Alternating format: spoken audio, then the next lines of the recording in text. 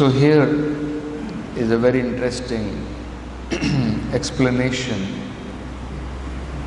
about how even in the midst of material world, which is considered to be dukhalyam, ashashvatam, temporary, miserable, the world, material existence means always there are threefold miseries. So how even in the midst of this material world, one can create a situation by which one is not affected by these threefold material miseries. Here it is said, King Swayambhuva Manu, emperor, when he entered his city of Barhishmati, where previously also he had lived and now he had gone out, and when he entered, this city is described here as being filled with such an atmosphere that the threefolds of material miseries are eradicated.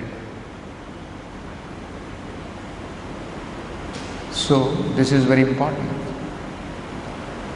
What is so special about this city of Barhishmati that everywhere else the threefold of material miseries existed, but here in this city these threefold miseries were not affecting the citizens, the people who were residing in this city. That is because of the presence of spiritual atmosphere. So this is very interesting which Prabhupada is saying here.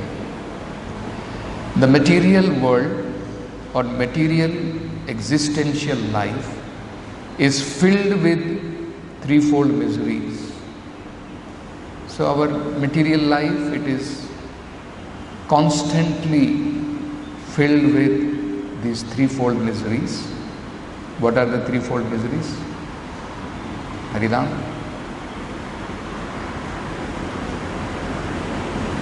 Surat? Adhyatmik. Adhyatmik means pertaining to body and mind.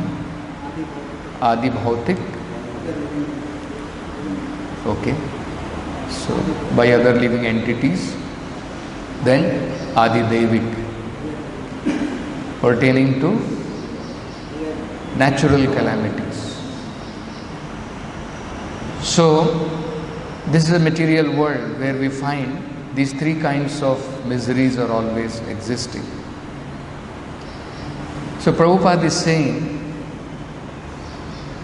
it is just like it may not be in our hand to control the rains. Suppose if it is raining, it may not be in our control to control the rain, but it is definitely in our hand to take an umbrella and get protection from the rain. That we can do. So this is very important to understand. This material world is created in such a way, it is dukhalyam, it is a place of miseries. It is temporary material existence. There is another world, there is another nature which is Sat, Chit and Ananda. That is a spiritual nature. So in material world we cannot expect that these material miseries will not be there. It is just like in the prison house. One should understand those who are in the prison house, they are all criminals. And criminals cannot expect that we will be comfortable in the prison house. This is the situation of this material world. But even in the material world, by certain arrangement, just like if it is raining, and if we take the protection of an umbrella, we can save ourselves from the rain and we can carry on with our normal duties. Similarly, even in the material world, these threefold miseries may exist, but if we take the protection umbrella of Krishna conscious atmosphere, then these threefold miseries will not affect us. This is very important to understand. So just like Prabhupada used to say, the temples in Krishna consciousness, where the center is Supreme Lord Krishna, it is Vaikuntha. It is not material atmosphere. How do we understand? Just like Prabhupada used to say, you can see, you can compare people who are in material world and devotees who are in Krishna consciousness. Just by their face one can understand how happy, bright-faced devotees are. Correct? So, outside, when people are struggling in the material world, they may put up artificial smile for some time, but actually one can see through it that people are not happy, they are not satisfied. But devotees are not like that. Actually, it is a very important characteristic of a devotee. Brahma Bhuta Prasannatma.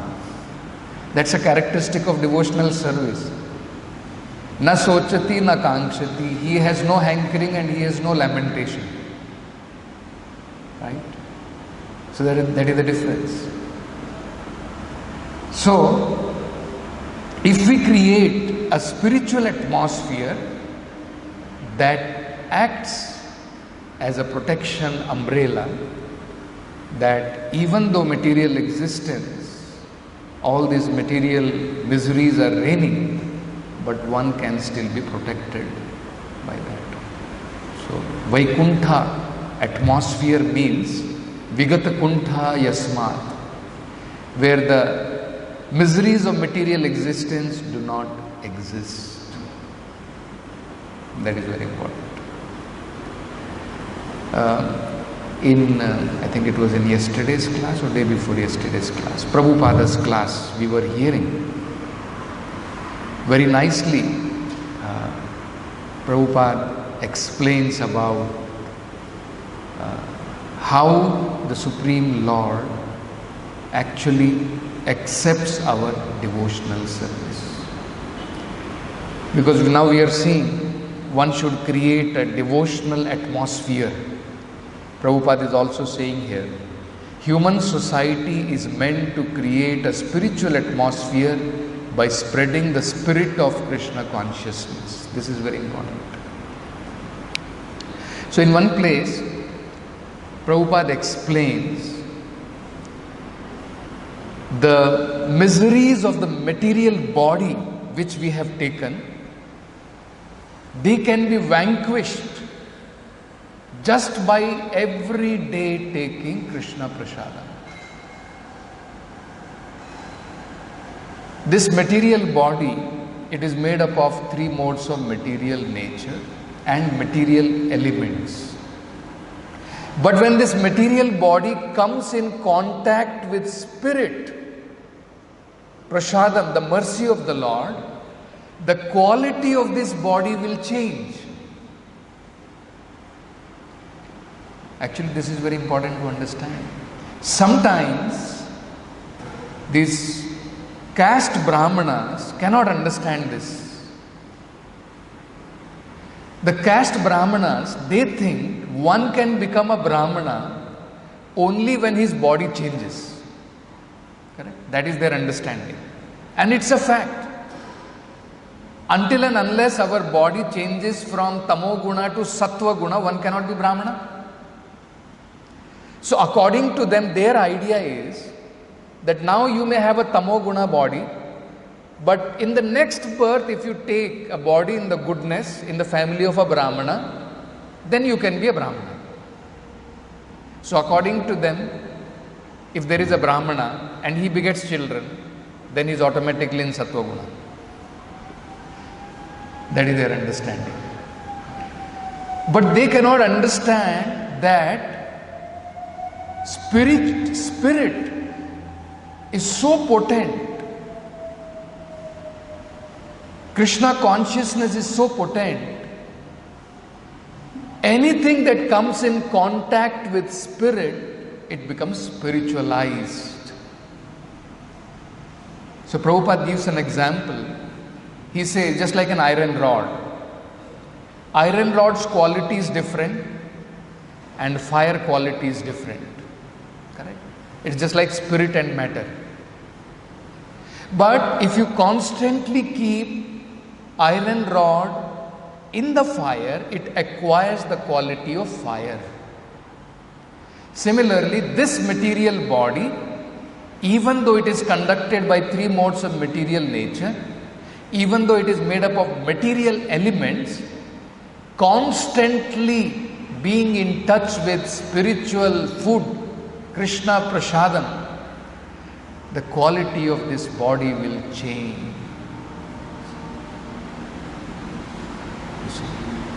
So this is very important. So Prabhupada is saying, two things happens when we constantly take Krishna Prasadam. The body becomes spiritually nourished. And as a result, what happens? All the past sinful reactions in the body are vanquished. You see, in this body, the past sinful reactions are sitting as seeds. Say for example, we have done something nonsense in the past lives and we have to suffer some kind of material miseries. Then, as Kala goes by, those seeds will fructify, and then suddenly we find we have some cancer, or we suffer from some kind of financial problems, different kinds of things. So here Prabhupada is explaining that first thing what happens by partaking Krishna Prasadam, the mercy of the Lord, is that the past sinful reactions in the body are vanquished. Second thing, Prabhupada explains, past ones are vanquished, and now because this body, whatever we are doing, whatever actions we are doing with this body, with our mind, with our words, with our senses, we are creating future karma. Correct? Two things are required. Whatever we do in the present, either we are suffering our past or we are creating our future karma. So Prabhupada says, not only the past sinful reactions are vanquished, the body becomes immune to all contamination of material nature.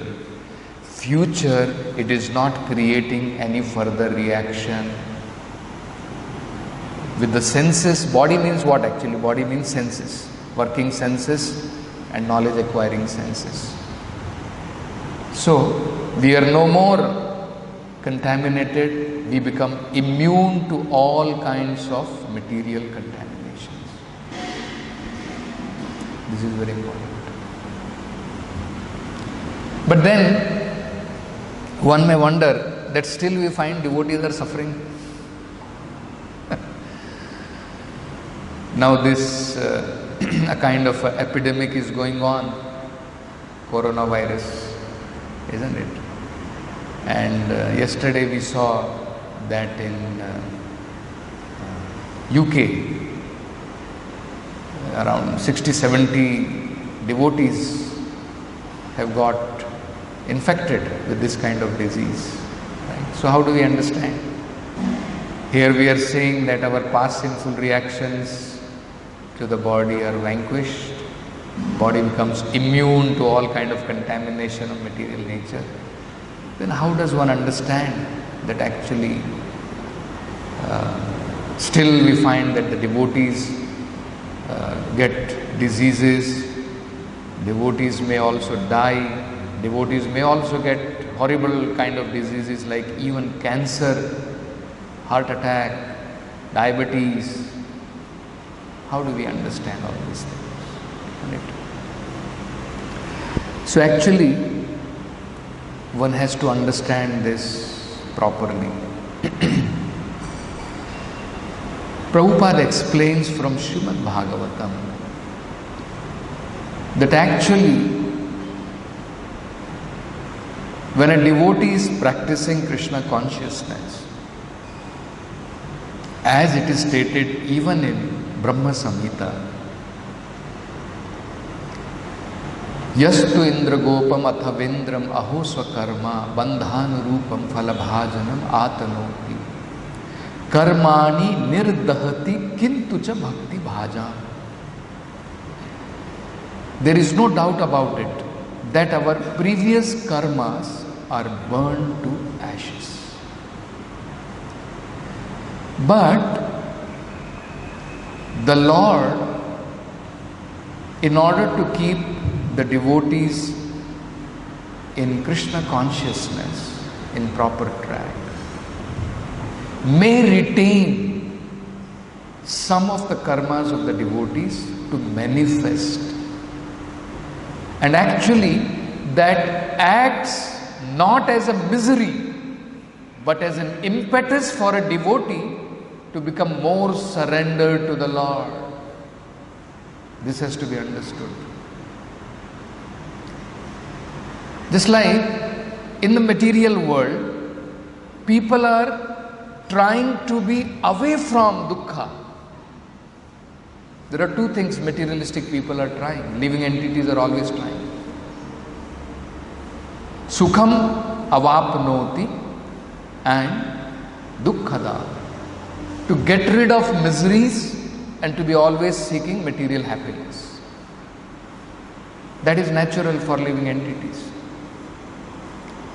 But just see, Kunti Maharani is praying to the Lord. Vipada santu ta shashwat. My dear Lord, let all these material miseries which befell upon us, let them constantly come, shashwat, not temporarily. Why? Because Kunti Maharani realized that when these material miseries were there, they were completely dependent on the Lord, and the Lord was always with them. You see? So, devotee is not afraid of material miseries. Devotee understands that the Pandavas, even though they were constantly in touch with Krishna, still there were material miseries. But the point is, neither they were affected by the material miseries, rather those material miseries acted as an impetus for them to surrender completely to the Lord. Then why the devotee should not welcome material miseries? Isn't it? That has to be understood. Kunti Maharani explained different kinds of dangers they had to undergo. Vishad, Mahagne, right? Forest fire, they were tried to be burnt in that fire. Then they were given poison cake. Wife was insulted. Isn't it? So many different kinds of humiliation they had to face. And then completely they were cheated of their kingdom. They became bereft of their kingdom for so many years. But in spite of that, Narad Muni asked this question to Krishna: what kind of magician you are, I don't understand.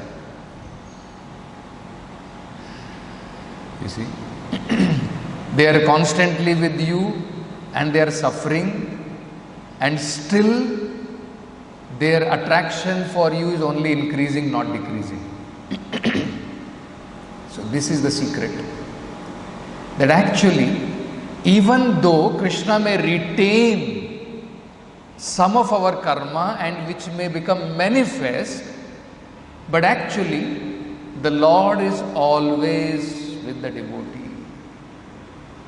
So the devotee does not suffer that reactions like other people suffer. Rather, even in that so-called suffering, the devotee is dependent on the mercy of the Lord. That is what should be understood. That's what Prabhupada is explaining here. This is very important to understand. Otherwise, one will think, what is this? We are practicing devotional service, and in spite of that, devotees are also getting affected. They also may get some disease or something. Should all understand it's all sanction of the Lord, it's mercy of the Lord.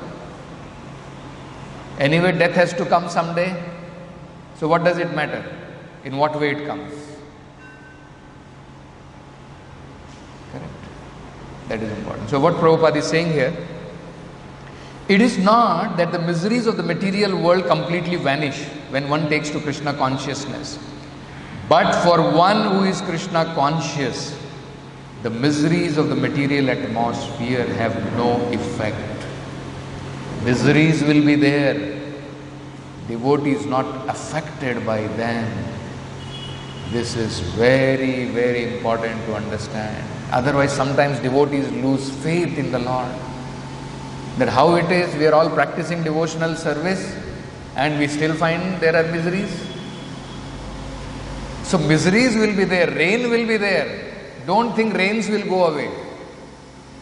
This material world is like that, these miseries will be there. But the devotee will be protected by an umbrella.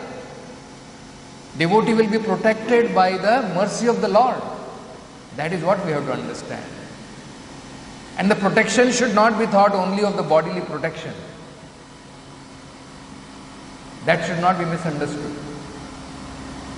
Otherwise, Krishna could have protected Parikshit Maharaj also.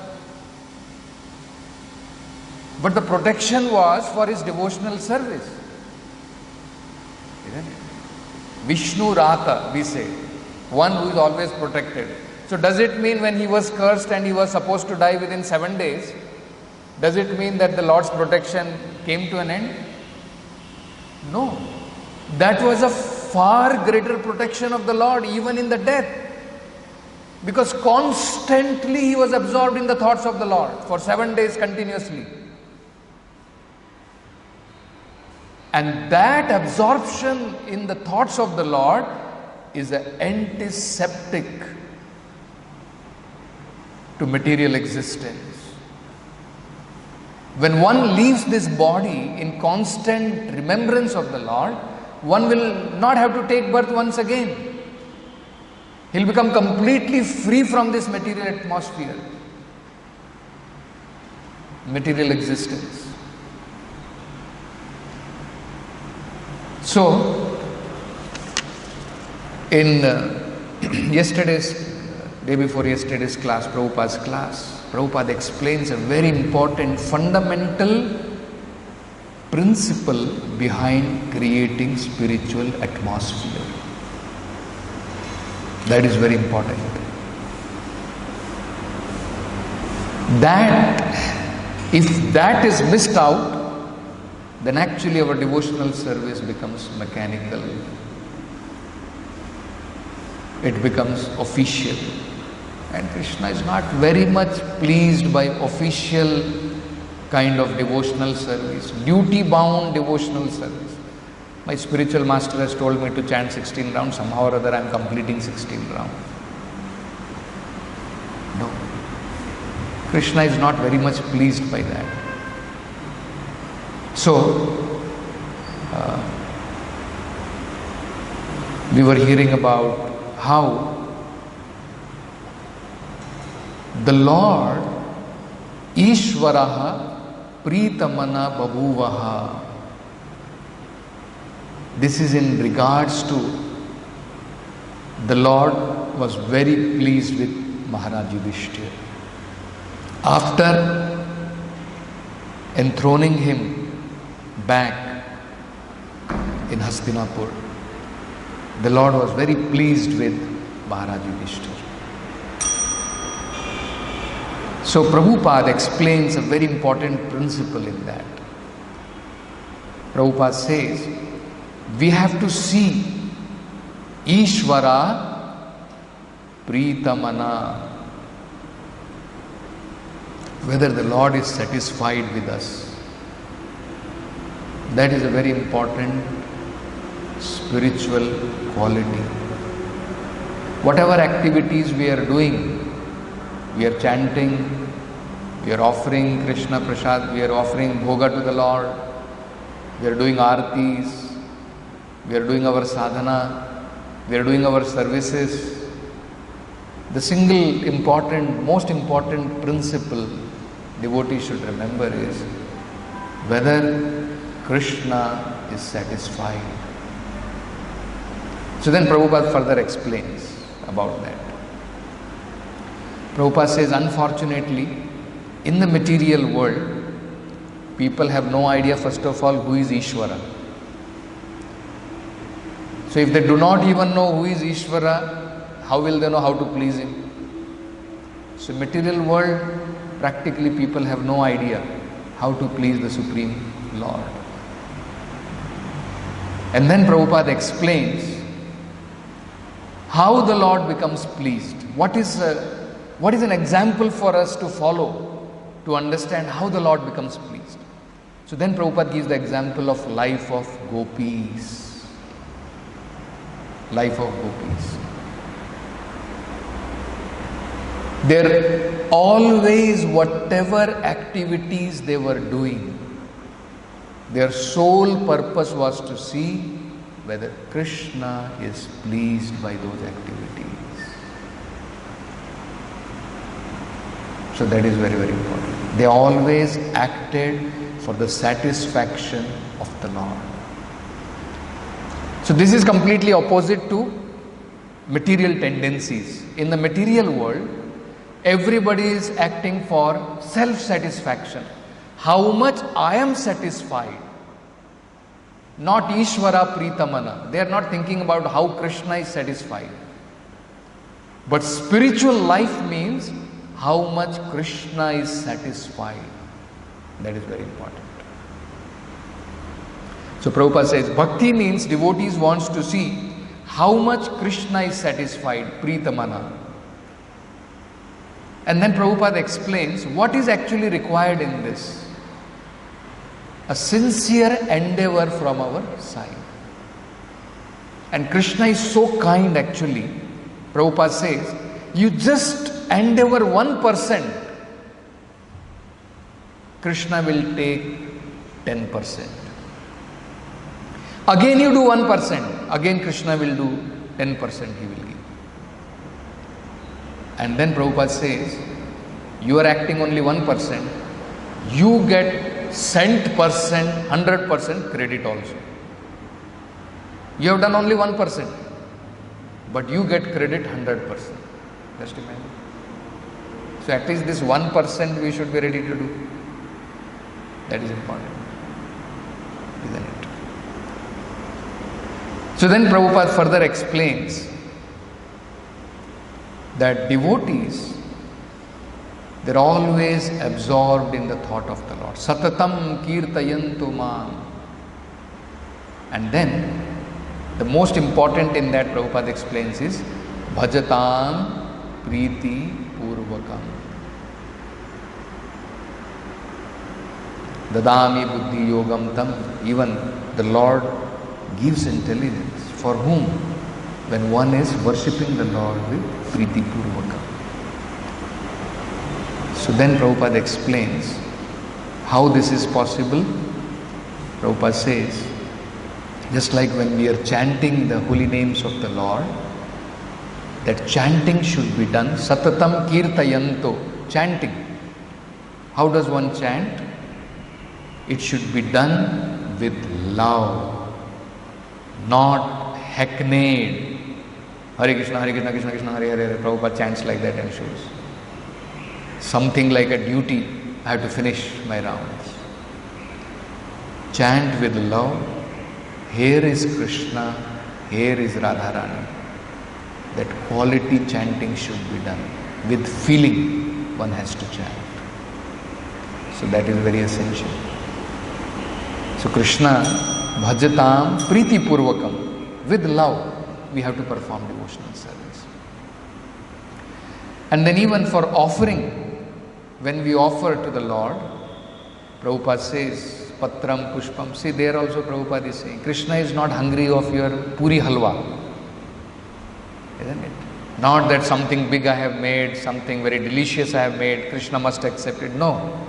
He is not behind all that. Krishna is saying, patram pushpam. You give me even patram pushpam, but give with tad aham bhakti uprahatam ashnami prayatatmanaha. Offer that with bhakti, with love. Then Krishna is saying, I will definitely take. And Prabhupada says, what is the meaning of that love? When we offer, what does it mean? That feeling that Krishna, what can I do for you? I am so tiny and you are so great. Still, I have tried something from my side. Please accept it. This feeling one should have. And Prabhupada says, actually this is real mantra for offering food. When we offer bhoga to the Lord, this is real mantra. So this understanding should be there. That is very important. So our whole body can actually become spiritualized by partaking Krishna Prasadam. Our mind can become completely spiritualized. Our intelligence, our subtle body can become completely spiritualized by constantly being absorbed in the thoughts of the Lord. So that also very nicely Prabhupada says, constant thoughts of the Lord is the antiseptic method for keeping oneself free from infectious contamination of material qualities. Constantly being in touch with the Lord by chanting the holy name of the Lord, especially by chanting the holy name of the Lord, one can be free from infectious contaminations of material qualities. So in that context, Prabhupada explains how this acts is. Krishna is described in Ishopanishad as Shuddham and Apapa Vidham. Krishna is completely pure and he is never contaminated. Apapa Vidham. No material infection can touch Krishna. So, any contaminated thing, when it comes in contact with Krishna, Apapa Vidham, they also become purified. So our consciousness, our mind, our intelligence, our thoughts, when we constantly think of Krishna by chanting the holy name of the Lord, then our mind becomes purified. That's what Chaitanya Mahaprabhu says, Cheto Darpana Marjanam. Our mind becomes cleansed. And as Chaitanya Mahaprabhu explains, if our mind becomes cleansed, then Bhava Mahadava Agni Nirvapanam.